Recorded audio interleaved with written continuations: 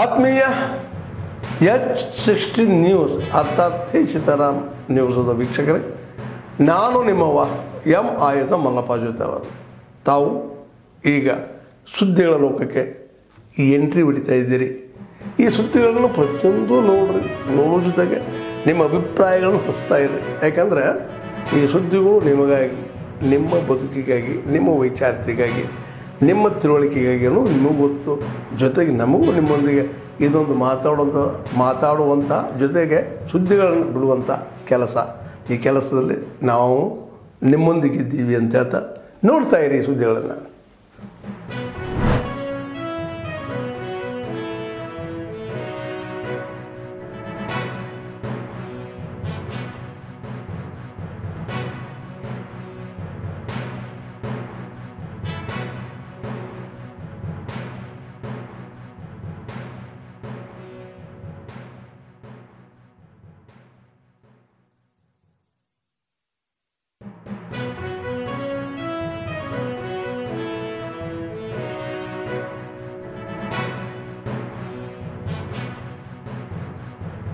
उत्पाद और किसी भी प्रकार के एडिक्शन से हमें दूर रहना है और तभी हम एक एग्जाम्पल सेट कर पाएंगे. तभी जो देश के लिए हमारा एक बहुत बड़ा संकल्प है उसे हम सब पूरा कर सकते हैं. आप सब युवाओं के पास बहुत प्रतिभा है, बहुत क्षमता है, बहुत सामर्थ्य है और हमें आप सब पर इतना भरोसा है. लेकिन आपकी क्षमता का उपयोग सही दिशा में होना चाहिए, ये सबसे ज्यादा आवश्यक है. इसलिए मैं सभी लोगों को यही अपील करना चाहती हूँ आज इस टोबैको फ्री यूथ कैंपेन 3.0 के अवसर पर कि आइए हम सब मिलकर से नो टू टोबैको इस संदेश को देश के कोने कोने में पहुंचाएं, खास तौर से हमारी युवा पीढ़ी के बीच में पहुंचाएं और एक ऐसी जेनरेशन, एक ऐसी पीढ़ी हम तैयार करें जो दुनिया के लिए मिसाल हो, जो प्रेरणादायी हो और जो ये कहे that we choose our health, we choose our strength, we choose a disciplined life over addiction. That is the message we want to go with. इसलिए आप सबको पुनः मैं बधाई देती हूँ, आप सब जो इस अभियान में शामिल हुए हैं और मुझे पूरा विश्वास है कि हम निश्चित रूप से अपने उद्देश्य में सफल होंगे.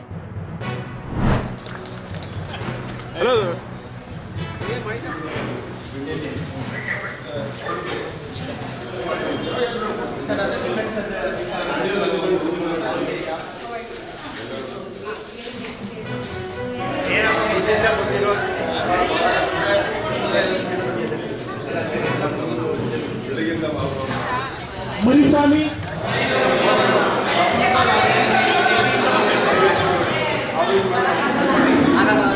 ಅವರ ಒಂದು ದೈಹಿಕ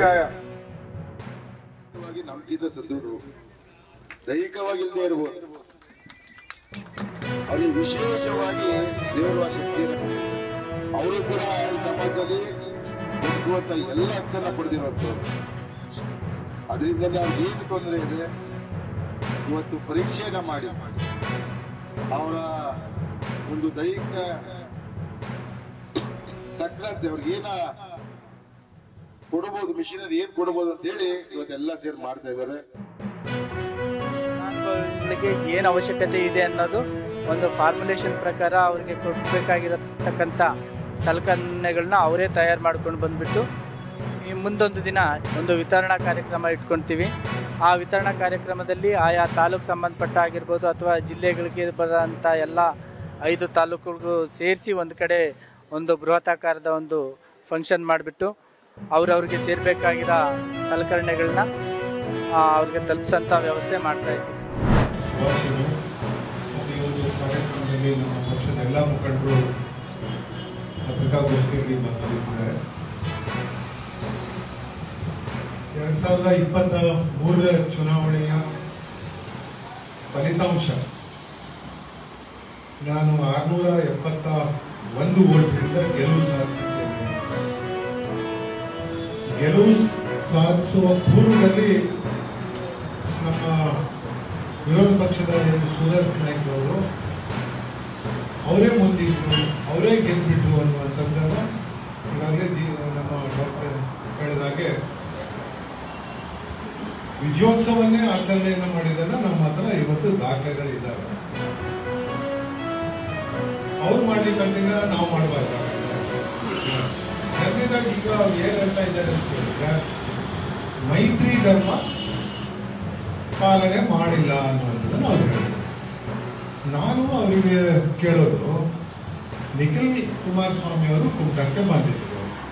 ಆ ಸಂದರ್ಭದಲ್ಲಿ ನಮ್ಮ ಮಂಡಳದ ಅಧ್ಯಕ್ಷರಿಗೆ ಹೇಳಿ ಒಂದ್ಸರಿ ಮುಖಾಮುಖಿ ಮಾಡಿದ್ರೆ ಆ ಮೈತ್ರಿ ಧರ್ಮಕ್ಕೆ ಇನ್ನೂ ಹೆಚ್ಚಿನ ಒಂದು ಶಕ್ತಿ ಬರ್ತಿತ್ತು ಅಂತ ನಮ್ಮನ್ನು ಕತ್ಲಲ್ಲೇ ಇಟ್ಬಿಟ್ರು. ಅವರಷ್ಟೇ ಮಾಡ್ಕೊಂಡು ಹೋಗ್ಬಿಟ್ರು. ಆವಾಗ ಅವ್ರಿಗೆ ಆ ಮೈತ್ರಿ ಧರ್ಮ ನೆನಪಾಗಿದ್ರು. ಇರಲಿ ಬಿಡಿ. ಮೈತ್ರಿ ಆದ ನಂತರ ಉಚ್ಚ ನ್ಯಾಯಾಲಯಕ್ಕೆ ಹೋದ್ರು ಸೂರತ್ ನಾಯ್ಕ. ಹೋದ ನಂತರ ಮೈತ್ರಿ ಆಯ್ತು. ಮೈತ್ರಿ ಆದ ನಂತರ ಅವ್ರು ಅದನ್ನು ವಾಪಸ್ ತೆಗೆದಿದ್ರೆ ಬಹಳ ದೊಡ್ಡ ವ್ಯಕ್ತಿ ಆಗ್ಬಿಡ್ತಿದ್ರು ಇವತ್ತು ಸೂರತ್ ನಾಯ್ಕ.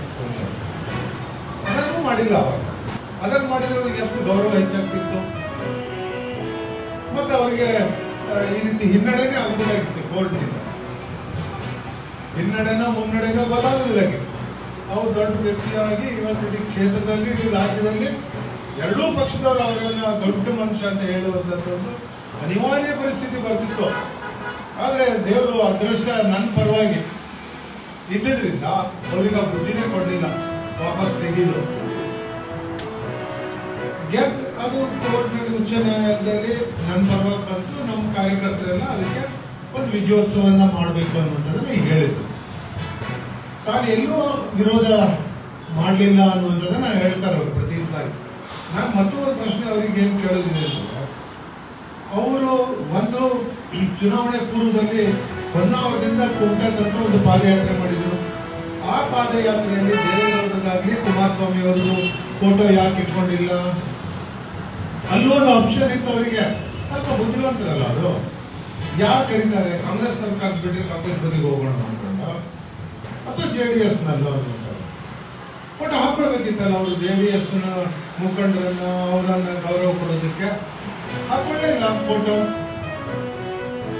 ಅದರ ನಂತರನೂ ಏನಾಯ್ತು ಅಂತ ಹೇಳಿದ್ರೆ, ಅವರು ಸೋತ ತಕ್ಷಣ ನಿಮ್ಮ ಹತ್ರ ಎಲ್ಲ ಫೋಟೋ ಇಲ್ದಿದ್ರೆ ನಾನು ಕಳಿಸ್ತೇನೆ. ಈಗ ಮಧು ಬಂಗಾರಪ್ಪನವ್ರ ಹತ್ರ ಶಾಲೆ ಹಾಕ್ಸ್ಕೊಂಡ್ರು, DK ಶಿವಕುಮಾರ್ ಹತ್ರ ಶಾಲೆ ಹಾಕ್ಸ್ಕೊಂಡ್ರು, DK ಶಿವಕುಮಾರ್ ಸುರೇಶ್ ತಮ್ಮ ಅವ್ರ ಹತ್ರ ಹೋಗಿ ಶಾಲೆ ಹಾಕೊಂಡಿದ್ದೆಲ್ಲ ಫೋಟೋ ಇದೆ. ನಿಮ್ಗೆಲ್ಲ ಬಿಡ್ತಾರೆ. ಈಗ ಯಾಕೆ ಹೋದ್ರಿ? ಪಕ್ಷ ನಿಷ್ಠೆ ಎಲ್ಲೋಯ್ತು ನಿಮ್ದು? ಅವಾಗ JDS ದಾಖಲೆ ಉಂಟಲ್ಲ ಇದ್ದಾರೆ ಅಲ್ಲ, ಅವ್ರು ಯಾಕೆ ಹೋಗ್ಲಿಲ್ಲ? ಕುಮಾರಸ್ವಾಮಿ ಅವರು ಕೇಂದ್ರದಲ್ಲಿ ಸಚಿವರು ಆದ ನಂತರ ಅವರು ಕೈ ಬಿಟ್ಟರು.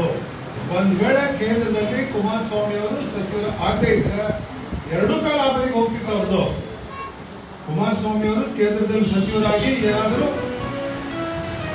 ಆ ಶಬ್ದ ನಾನು ಹೇಳಲಿಕ್ಕೆ ಹೋಗುದಿಲ್ಲ. ಅದಲ್ಲ ವಿಷಯ. ಈ ರೀತಿ ಅವ್ರದ್ದು ಅವರು ತಾನೇ ಸತ್ಯ ಹರಿಶ್ಚಂದ್ರ, ಬೇರೆಯವರೆಲ್ಲ ಏನಂದ್ರೆ ಸರ್ದಾರ್.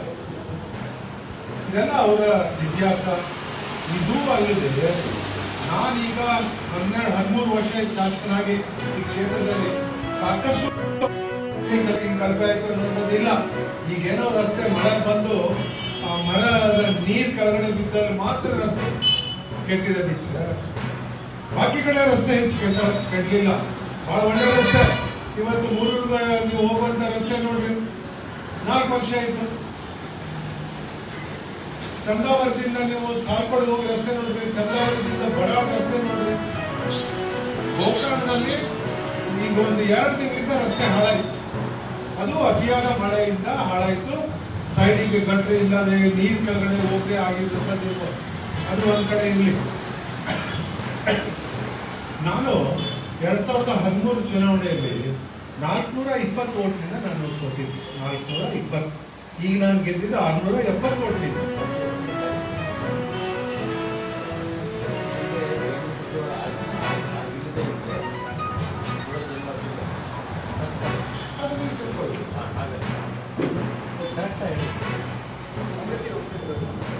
ಕಾಂಗ್ರೆಸ್ 3 ಲೀಡರ್ಸ್ ಬಗ್ಗೆ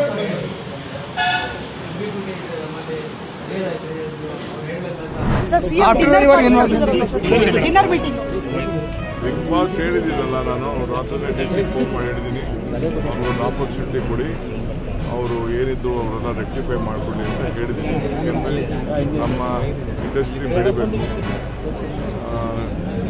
ಬೇಕಾದಷ್ಟು ಇದೆಲ್ಲ ಸಮಸ್ಯೆ ಇತ್ತು ಅಂತ ದಯವಿಟ್ಟು ಅದೆಲ್ಲ ಆಗಬೇಕು. ಅದೇನು ದೊಡ್ಡ ಫ್ಯಾಕ್ಟ್ರಿ ಏನಲ್ಲ ಬಿಗ್ ಬಾಸ್, ಏನಾದ್ರು ಸಣ್ಣ ಪಣ್ಣ ಇತ್ತು ಅಂತಂದರೆ ರೆಕ್ಟಿಫೈ ಮಾಡಿ ಅಂತ ಅವರು ಯಾರು ಬಂದಿದ್ರು, ಅವ್ರಿಗೂ ಹೇಳಿ ಕಳಿಸಿದ್ದಾರೆ. ಏನು ನಮ್ಮ ಪೊಲ್ಯೂಷನ್ ಬೋರ್ಡು ನಾರ್ಮ್ಸ್ ಏನಿದೆ ಅದೆಲ್ಲ ಕಂಪ್ಲೀಟ್ ಬೆಳೆ ಮಾಡಬೇಕು ಅಂತ ಅವ್ರಿಗೆ ಗೈಡೆನ್ಸ್ ಮಾಡಿ ಕಳಿಸಿದ್ದಾರೆ. ಆತ್ಮೀಯರೇ, ಎಲ್ಲ ಸುದ್ದಿಗಳನ್ನು ನೋಡಿದ್ರಲ್ಲ, ಏನು ಅನಿಸ್ತು ನಿಮಗೆ? ಇದರಲ್ಲೇ ನಿಮ್ಗೆ ಲೈಕ್ ಆಗಿರ್ಬೋದು, ಡಿಸ್ಲೈಕು ಆಗಿರ್ಬೋದು, ಕಾಮೆಂಟ್ ಬೇಡಪ್ಪ ಅಂತೂ ಅನಿಸಿರ್ಬೋದು, ಕಾಮೆಂಟ್ ಮಾಡಬೇಕಪ್ಪ ಅನಿಸಿರ್ಬೋದು, ಶೇರ್ ಮಾಡಬಾರ್ದಪ್ಪ ಅನಿಸಿರ್ಬೋದು, ಮಾಡಬೇಕು ಅನಿಸಿರ್ಬೋದು. ಏನಾದರೂ ಆಗಲಿ ಶೇರ್ ಮಾಡ್ತಾಯಿರಿ, ಈ ನ್ಯೂಸ್ಗಳನ್ನ ಹಂಚ್ತಾ ಇರಿ, ಜೊತೆಗೆ ಇದಕ್ಕೆ ಸಬ್ಸ್ಕ್ರೈಬ್ ಆಗ್ತಾಯಿರಿ ಅಂತ ಹೇಳ್ತಾ H16 ನ್ಯೂಸ್ ಅರ್ಥಾತ್ ಹೇ ಸೀತಾರಾಮ್, ಇದು ಸತ್ಯದ ಕೈಗೆ ನಡಿ. ವಂದನೆಗಳು.